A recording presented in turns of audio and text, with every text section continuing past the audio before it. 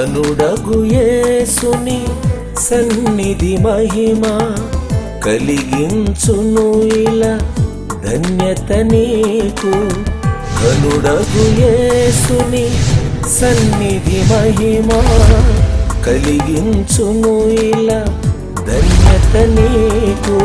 అనుభవించుము నేడే ప్రభు యేసుని సన్నిధి మహిమా, సన్నిధి మహిమా. సన్నిధి మహిమ అను కార్యక్రమంను వీక్షించుచున్న విశ్వాసులందరికీ క్రిస్మస్ శుభాకాంక్షలు. ఇప్పుడు దైవజనులైన రెవరెండ్ ఎం రాజదయాకర్ గారు క్రిస్మస్ సందేశమును అందించెదరు. వీక్షించి దైవ దీవెనలు పొందండి. వాక్య భాగమును చదువుకుందాం. పరిశుద్ధుడైన లూకా వ్రాసిన సువార్త 2వ అధ్యాయము 11వ వచనము. దావీదు పట్టణమందు నేడు రక్షకుడు మీ కొరకు పుట్టియున్నాడు, ఈయన ప్రభువైన క్రీస్తు. దేవుడు తన పరిశుద్ధ వాక్యమును దీవించునుగాక. ఆమేన్. వాక్య ధ్యానము కొరకు ప్రార్థన చేసుకుందాం. మహాపరిశుద్ధుడైన మా ప్రియ పరలోకపు తండ్రి, నీ యొక్క ఘనమైన నామములకు స్తుతులు స్తోత్రములు. దైవజనులైన రెవరెండ్ ఎం రాజదయాకర్ గారు క్రిస్మస్ సందేశమును అందించుచుండగా దేవుని సన్నిధి నరుల ఎద్దుకు వచ్చుట ఈ అంశం మీద ప్రభువా వాక్యమును అందించుచుండగా నీ ఏడంతల ఆత్మశక్తి ప్రభావాన్ని నీ దాసుని మీద క్రొమ్మరించి నీ పరిశుద్ధాత్మ సహాయమును అందచేయమని వేడుకొంచున్నాము. వాక్యము వినుచున్న ప్రతి బిడ్డకు, వీక్షించుచున్న ప్రతి బిడ్డకు ప్రభువా నీ పరిశుద్ధాత్మ సహాయాన్ని దయచేయమని వేడుకొంచున్నాం తండ్రి. బాలుడైన యేసేపు మరియమ్మలు ఉన్నారు తండ్రి. అయ్యా, వారు నిన్ను ధరించుకుని ఉన్నారు కనుక యేసునామధారులందరూ ఎంతో ధన్యులు. వారు భాసురమైనటి స్థితిలో బ్రతకచూతురని దైవజనులు రాసి ఉన్నట్లుగా ప్రభా నా తండ్రి, ఎవరైతే నిన్ను అంగీకరిస్తారో వారందరూ ప్రభా మంచి స్థితిలో ఉంటారని నమ్ముచు నిన్ను స్తుతించున్నాం. యేసే వందనాలు. జ్ఞానులైన వారు ప్రభా బంగారమును బోళమును సాంబ్రాన్ని తెచ్చి అర్పించి ఉన్నారు. అట్టి రీతిగా ప్రతి ఒక్కరి హృదయాల్ని, విరిగి నలిగిన హృదయాల్ని నీకు అర్పించులాగున కృప దయచేయమని వేడుకొంచున్నాము. గొల్లలైన వారు ప్రభా ఈ శుభవర్తమానమును ప్రతి ఒక్కరికి చాటించారు తండ్రి. ప్రభా దావీదు పట్టణమందు నేడు రక్షకుడు మీ కొరకు పుట్టి ఉన్నాడు, ఈయన ప్రభు అయిన క్రీస్తు అని దూత చెప్పిన మాటలు విని పరలోక సైన్య సమూహము ఆ దూతతో కూడా ఉండి సర్వోన్నతమైన స్థలముల్లో దేవునికి మహిమయు ఆయనకి ఇష్టలైన మనుషులకు భూమి మీద సమాధానము కలుగగాక అని ఎట్టి రీతిగా స్తుతించిందో అట్టి రీతిగా ఈ లోకమంతా జరుపుకునే ఈ క్రిస్మస్ దినాన ప్రభా ప్రతి ఒక్కరూ నిన్ను ప్రభా స్తుతించగలిగే ధన్యత ప్రతి ఒక్క బిడ్డకు దయచేయమని, మీరే మహిమ ఘనత కీర్తి ప్రభావం పొందమని ఏ సత్పరిశుద్ధ నామమును బట్టి వినయముగా వేడుకొంచున్నాం పరమ తండ్రి. ఆమేన్. ప్రభునందు ప్రియమైన దేవుని ప్రియ విశ్వాసులారా, సన్నిధి మహిమ అను కార్యక్రమంలో వీక్షిస్తున్న ప్రియ విశ్వాసులందరికీ క్రిస్మస్ శుభాకాంక్షలు మీ కుటుంబాలకు కలుగును గాక. ఆమేన్. ప్రియులారా, క్రిస్మస్ అనగానే క్రీస్తును ఆరాధించే వారముగా ఉన్నాం. ప్రతి ఒక్కరమును క్రిస్మస్ పండుగను ఆచరించుకోగలిగినటువంటి వారముగా మనము క్రీస్తును నమ్ముకున్నటువంటి మనమందరమును సంతోషంతో ఆనందంతో ఉండగలిగే భాగ్యము దేవుడు మనకు ఇచ్చాడు. యేసుక్రీస్తు ప్రభు లోకానికి బాలుడుగా వచ్చినప్పుడు ప్రజలందరికీ మహా సంతోషకరమైనటువంటి ఆనందము కలుగుతున్నట్లుగా లేఖనంలో కనబడుతోంది. మహా సంతోషకరమైన శుభవర్తమానము. ఈ వర్తమానము శుభము అనగానే ప్రతి వ్యక్తి జీవితంలో దేవుడు చేసినటువంటి గొప్ప మేలును బట్టి ఆనందంతో సంతోషంతో ఉండాలని యేసుక్రీస్తు ప్రభువారు ఎవరి హృదయంలో జన్మిస్తారో వారు జీవితాలలో కానీ వారి కుటుంబంలో కానీ సంతోషం ఆనందం కనబడుతూ ఉంది. అయితే క్రీస్తు జన్మము మనం లేఖనంలో గమనిస్తే అనేక గుంపులు కనబడుతూ ఉన్నవి.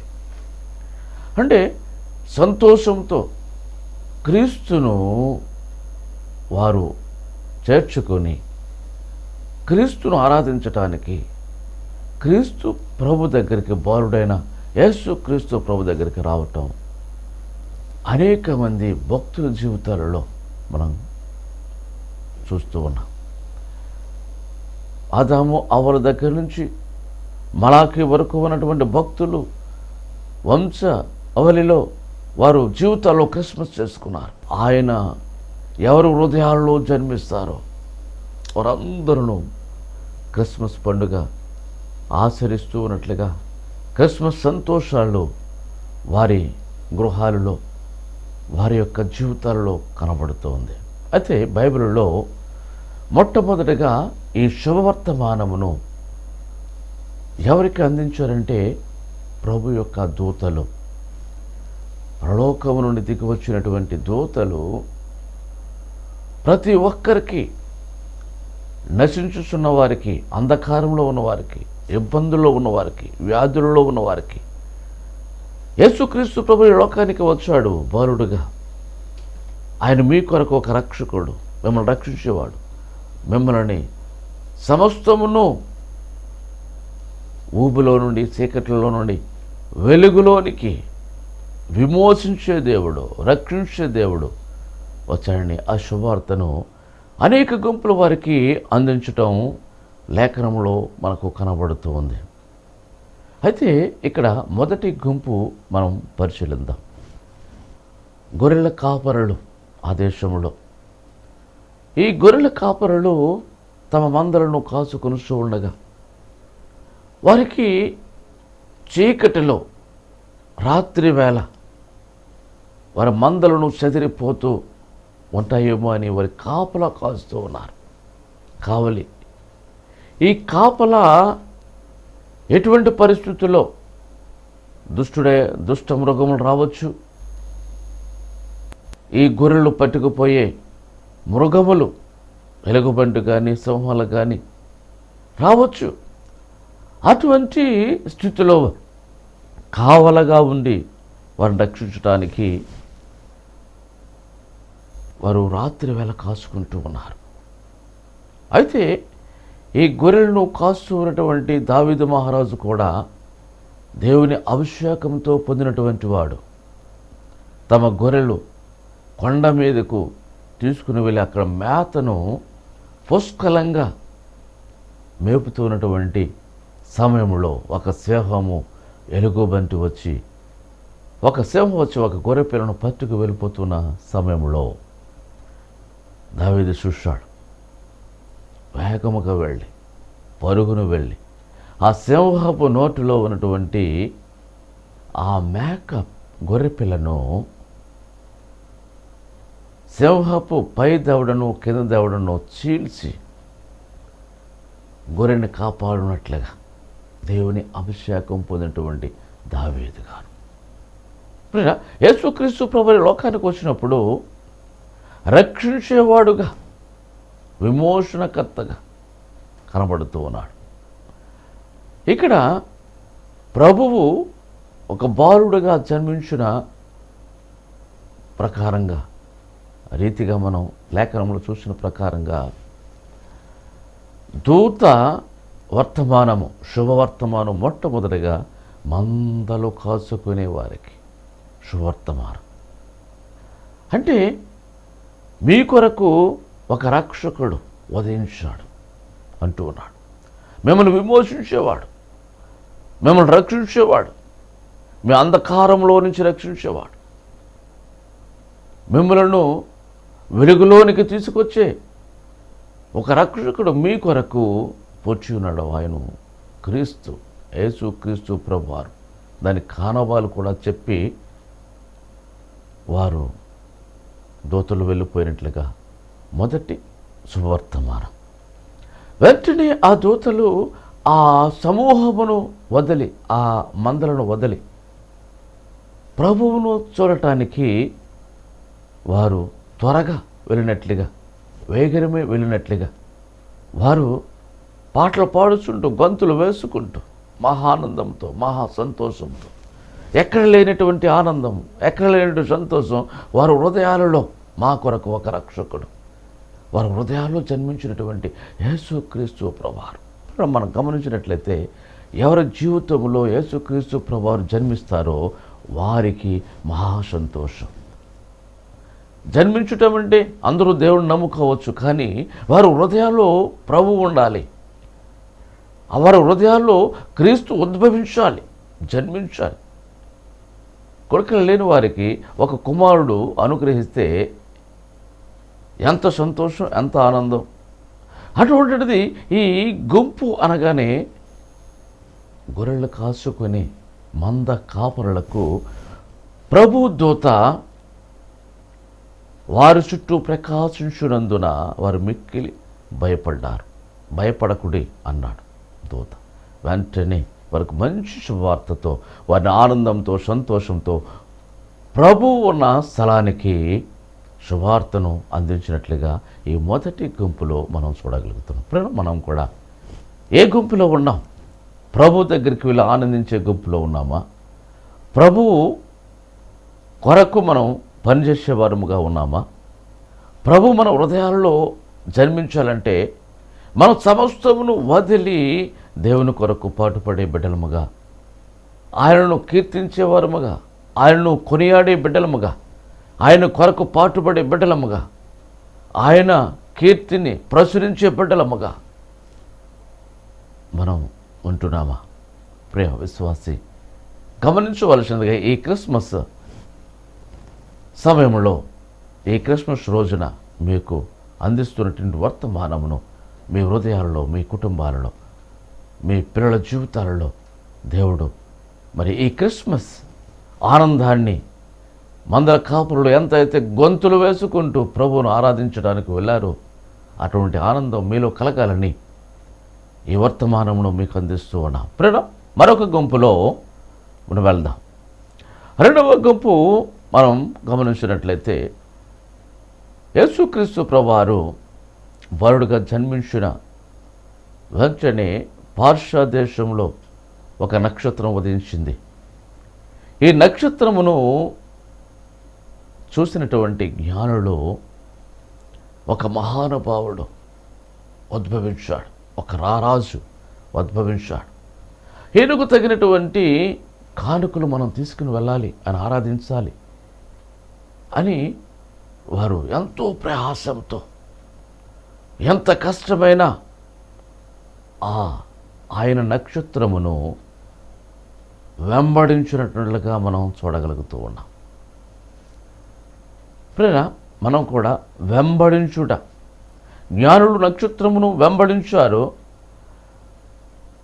మనము కూడా ప్రభువుని వెంబడించినప్పుడు అనేక శోధనలు రావచ్చు. జ్ఞానులు కూడా శోధన వచ్చింది. వారు నక్షత్రమును వదిలి వెళ్ళినప్పుడు శోధన వచ్చింది. కానీ ఎవరైతే ఆయన నక్షత్రమును వదలకుండగా ఆయన నక్షత్రం చూసే మార్గంలో ఎవరు వెళ్తారో తప్పనిసరిగా ఆనందం, సంతోషం కలుగుతుంది. వారు వెళ్ళి శోధనలోకి పడి మళ్ళా తిరిగి వచ్చి ఆ నక్షత్రము వెంబడి వెళ్ళినప్పుడు, యేసుక్రీస్తు ప్రభువారు ఉన్న స్థలానికి వెళ్ళినప్పుడు, ఆ నక్షత్రం చూపే ఇంటిలోనికి వెళ్ళినప్పుడు, మరియమును యేషోబును యేసు ప్రభువును చూసినప్పుడు, బలుడైన ప్రభువును చూసినప్పుడు ఎంత ఆనందం, ఎంతో సంతోషం, అత్యానందభరితులైరి. ఎటువంటి ఆనందం అంటే అత్యానందభరితులే. ఇటువంటి ఆనందమును, సంతోషమును అనుభవించాలంటే ప్రభు మన హృదయాలలో జన్మించినట్లయితే మనలో, మన హృదయంలో నుంచి వచ్చినటువంటి ఆనందము, సంతోషము అది చెప్పలేనటువంటి విధముగా ఉంటుంది. వారు అత్యానందభరితులే ప్రభువుని పూజించి వారికి ఇవ్వవలసినటువంటి మరి కానుకలను సమర్పించినట్లుగా. ఆయన ఎటువంటి వాడు? ఒకరు బాలమును, ఒకరు బంగారమును, ఒకరు సాంబ్రాణి. ఆయన నశింపనటువంటి వాడు, ఆయన మహాదేవుడు అని గమనించారు వాళ్ళు. ఆయన సువాసన కలిగిన వాడు అని గమనించారు. ఆయన లోకానికే సువాసన కలిగిన వాడు. ఈ లోకాలకి లోకాధికారి, లోకమును లోక రాజ్యభారమును మోసేవాడు, లోకాన్ని రక్షించేవాడు, సమస్తమును రక్షించేవాడుగా వారు గమనించారు. కాబట్టి జ్ఞానులు కనుక వారు వచ్చి ఆరాధించడానికి పూనుకున్నారు. ప్రేర అటువంటి వారముగా ప్రభువు గొప్పవాడని, ప్రభువు గొప్ప మనల్ని విమోచనకర్త అని ఎవరు విశ్వసిస్తారో, ఎవరు నమ్ముతారో, ఆ నమ్మకంతో మన యొక్క జీవితాలు ఆధారపడి ఉండుంటాయి. మనం సంతోషించాలన్నా, ఆనందించాలన్నా, ప్రభువులో ఆనందించాలన్నా ఎంతో ఆనందం. అందుకే ప్రభు ఈ లోకానికి బాలుడిగా జన్మించాడు. మరొక రూపం కాదు. మరొక రూపమైతే ఈ ప్రజలందరూ చేరకపోవచ్చు. బాలుడి దగ్గరికి వెళ్ళటానికి అందరూ సంతోషిస్తారు. ఈ బాలుని చేర్చుకోవాలంటే సంతోషించినటువంటి వారు ఎవరు ఉండరు.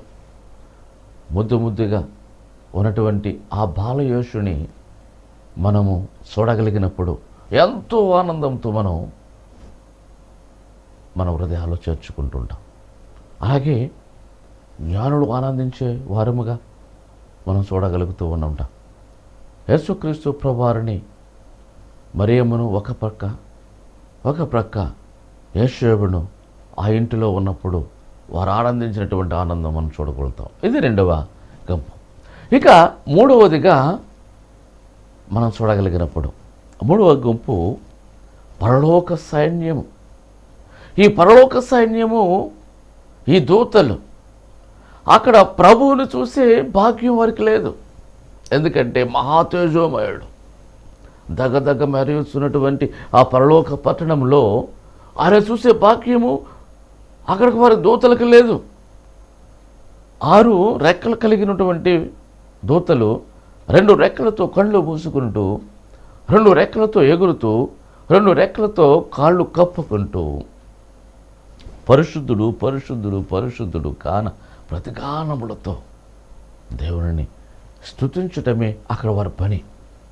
అయితే ఎప్పుడైతే పరలోకమును దేవలోకమును విడిచి వచ్చినటువంటి ఈ బాలయేసు ఎప్పుడైతే ఈ భూలోకానికి వచ్చాడో దూతలకు మహాసంతోషం, వారికి పట్టలేనంత ఆనందము ఆ దూత సమూహమును. అందుకే అంటాడు, ఆయనకిష్టులైన మనుషులకు భూమి మీద సమాధానము కలుగునుగాక అని దేవుని ఎంతో సంతోషంతో, ఎంతో ఆనందంతో వారు మాట్లాడుతున్నటువంటి మాటలను ప్రజలందరికీ ఆ సంతోషమును వ్యక్తపరుస్తూ ఉన్నాడు. ఎంత ధన్యులు మీరు, ఎంత భాగ్యవంతులు మీరు, ప్రభువే మీ యొద్దకు వచ్చి ఉన్నాడు. పరలోకమును వదలి, దేవలోకమును వదలి మీ యొద్దకు వచ్చి ఉన్నాడు. ప్రభువే మీ యొద్దకు వచ్చుట, ఈ భూలోకానికి వచ్చుట, ఈ భూలోక నరుడు ఎంత ధన్యులు అని ఆయనకిష్టులైన మనుషులకు భూమి మీద సమాధానం. దేవుడు మనకు సమాధానమును కలిగి ఉండేవాడు. ఆయన సమాధానము లేకపోతే ఈ లోకములో శాంతి లేదు, సమాధానము లేదు. ఈ లోకవాసులుగా ఉన్నవారికి సమాధానము లేదు. కానీ ప్రభువు నమ్ముకున్నటువంటి మనకు సమాధానము ఉంటుంది.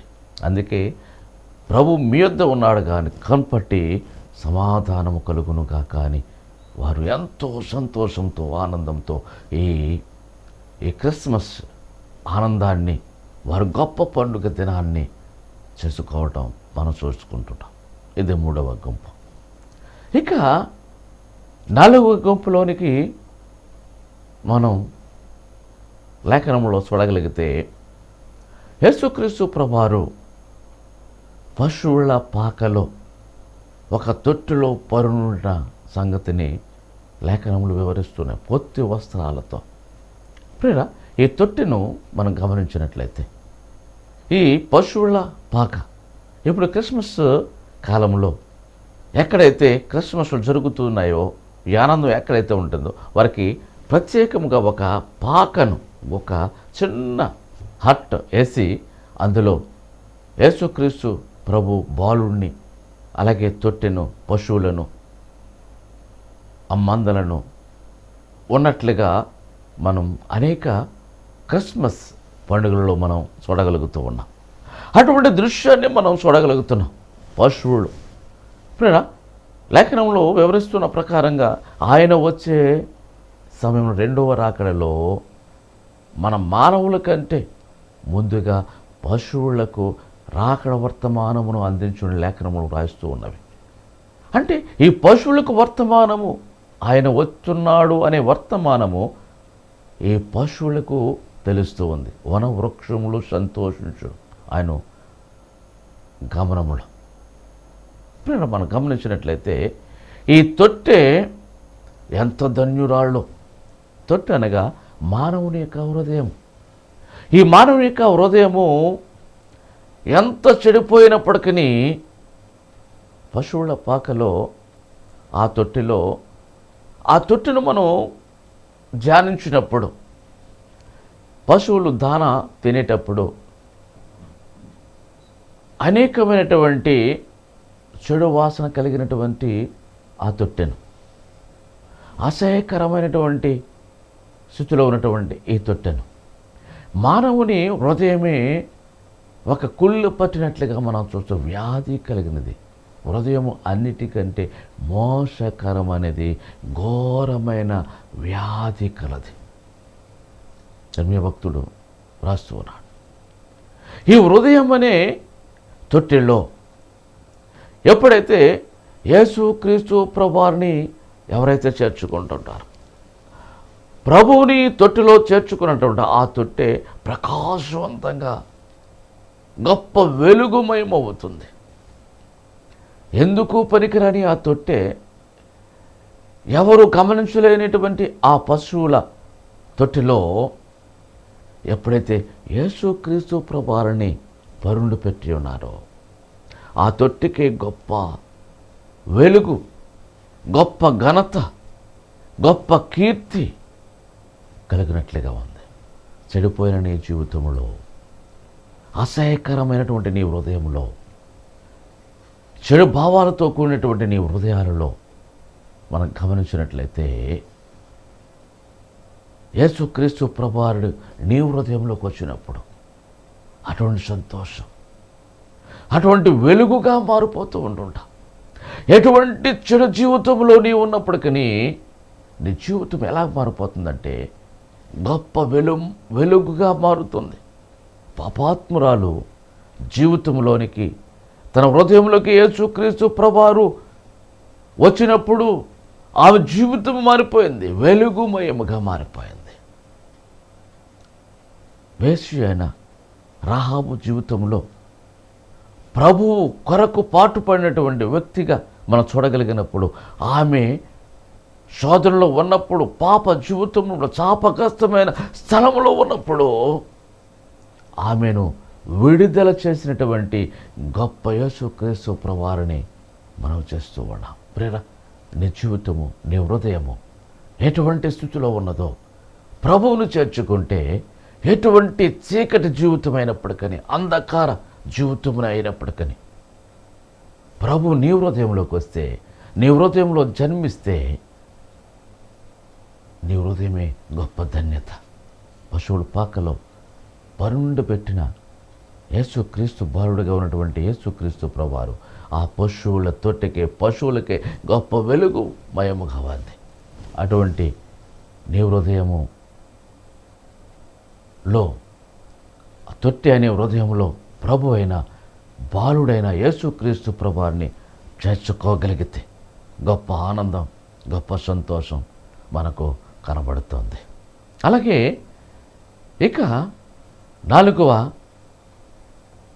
5వ గుంపులోనికి మనం వద్దాం.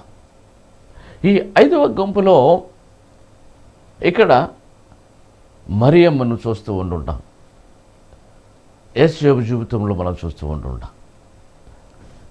మరియమ్మ జీవితంలోనికి ఒక శుభవర్తమానం దూత, గాబ్రియల్ దూత పంపిస్తూ ఉన్నప్పుడు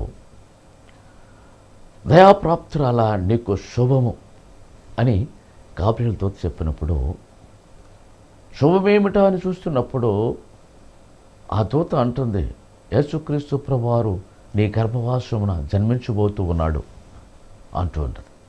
ఇది ఎలా సాధ్యము అంటుంది. పరిశుద్ధాత్మ నీ మీదకు వచ్చును, ఆ పరిశుద్ధాత్మ ద్వారా నీవు గర్భమును ధరించి పరిశుద్ధుడైనటువంటి జన్మించినప్పుడు ఆయనకు యేసు అని పేరు పెడతావు అన్నప్పుడు ఆమె ఎంతో సంతోషిస్తుంది, ఎంతో ఆనందిస్తుంది. ఇలాగే నీ బంధువులని ఎలిజబెత్ కూడా గర్భము ధరిస్తుంది వృద్ధాప్యంలో. వెళ్ళమన్నప్పుడు మరియా తన సమీప బంధువైనటువంటి ఎలిజబెత్కు వెళ్ళినప్పుడు అక్కడ వారి ఎలిజబెత్ అమ్మ వారి గర్భంలో ఉన్న శిశువును, మరియమ్మ గర్భంలో ఎదుగుతున్నటువంటి ప్రభువును ఎంతో ఆనందంతో సంతోషంతో ఉన్నట్లుగా ఈ గుంపును మనం చూడగలుగుతున్నాం. ప్రేరా, ఇవి గొప్ప ఆనందంతోనూ సంతోషంతోనూ వెలుగుగలిగినటువంటి ఉండగలిగినటువంటి మహా సంతోషకరమైన ఈ వర్తమానం. అలాగే ఎప్పుడైతే ప్రభు మరియ గర్భంలో ఉన్నప్పుడు, గర్భం ధరించినప్పుడు యోసేపుకు శోధన. అప్పుడు మరలా దూత యోసేపుతో, యోసేపు నీకు కావలసిన భార్య అయిన మరియను చేర్చుకొనుము, ఎందుకంటే ప్రభువు నీకు కుమారుడుగా ఈ లోకానికి రాబోతూ ఉన్నాడు.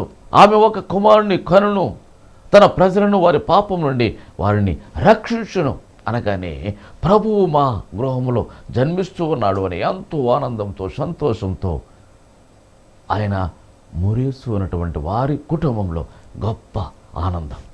ఈ ఆనందంతో సంతోషంతో ఉన్నటువంటి వారి కుటుంబంలో ఎన్ని కష్టాలు వచ్చినా, ఎన్ని ఇబ్బందులు వచ్చినా వారు ఎదుర్కోగలిగినటువంటి వారుగా ఉన్న ప్రియ విశ్వాసి, ప్రభునందు ప్రియమైన దేవుని ప్రియ విశ్వాసులారా, ప్రభువును కలిగి ఉన్నప్పుడు, ప్రభు మీలో ఉన్నప్పుడు ఎన్ని కష్టాలైనా, ఎన్ని ఇబ్బందులైనా ఎదుర్కోగలరు. యేసేపు మరియలు వారు ప్రసవ దినములు సమీపించిన ఎన్నో ఆటంకములు, ఎన్నో శ్రమలు ఉన్నారు. అయినప్పటికీ వారు సంతోషంతో ఆనందంతో వారు ఉన్నారు. అంతే లోకరక్షకుడైన మీ హృదయాల్లో జన్మించినప్పుడు ఎన్నిటినైనాను మీరు జయించగలిగినటువంటి, ఆనందించగలిగినటువంటి భాగ్యము, సంతోషించగలిగినటువంటి భాగ్యము ఈ క్రిస్మస్ దినాలలో, క్రిస్మస్ రోజున అటువంటి ధన్యత చూస్తున్నటువంటి ప్రతి ఒక్కరికి, వినుస్తున్నటువంటి ప్రతి ఒక్కరికి దేవుడు మీ కుటుంబంలో క్రిస్మస్ ఆనందము, క్రిస్మస్ కాంతి, క్రిస్మస్ భ్రాంతి మీ కుటుంబంలో మీలోనూ మీ అందరికీ దేవుడు అనుగ్రహింపబడును గాక. ఆమేన్. చిన్ని ప్రార్థన. మహోన్నతుడా, కృప కలిగిన మా పరమ తండ్రి, ఇదిగో ప్రభు, ఈ వర్తమానం చూస్తున్న ప్రతి ఒక్కరి జీవితాలలో ఈ క్రిస్మస్ రోజున క్రిస్మస్ ఆనందమును చూస్తున్న ప్రతి ఒక్కరికి వారి కుటుంబంలో నైనా ఉంచండి.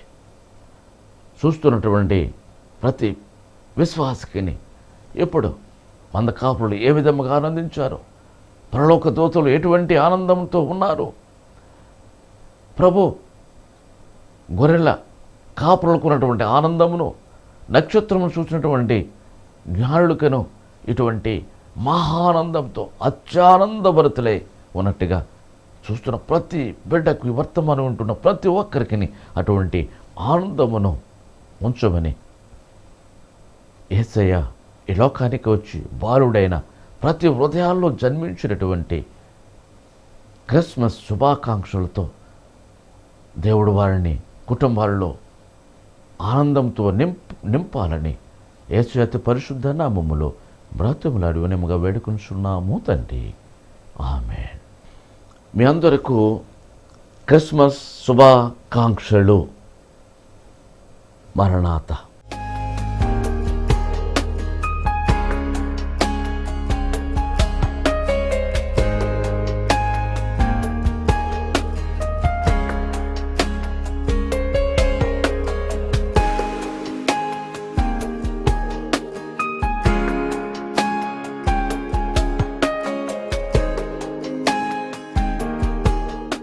మీ యొక్క ప్రార్థనా అవసరతలకు మమ్మును సంప్రదించవలసిన చిరునామా reverend M Raj Dayakar, door number 2-401, Netaji Nagar, Saint an school వెనుక వీధి, రాజమండ్రి.